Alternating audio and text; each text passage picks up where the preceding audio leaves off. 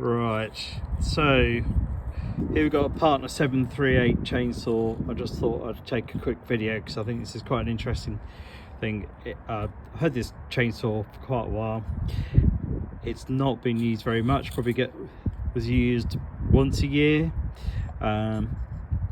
Having tried to get this machine started thinking it was a carburetor, replaced all the fuel lines, still wasn't starting, displaying the same symptoms of just not starting or starting when revved at a maximum.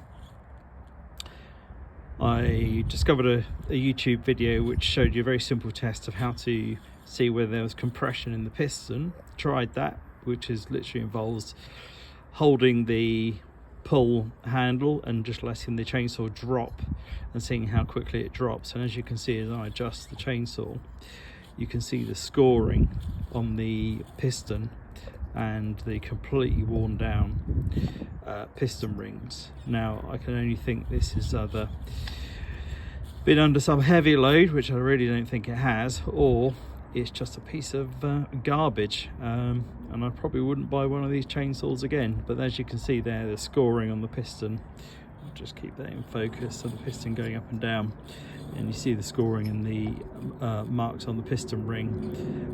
Yeah, that is one dead piston. Now I need to work out whether this is economically viable to repair.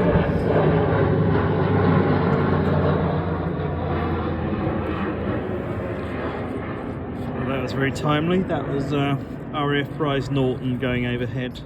So as you can see there, piston going up and down, and the piston is shot, which probably means that the cylinder is absolutely shot as well.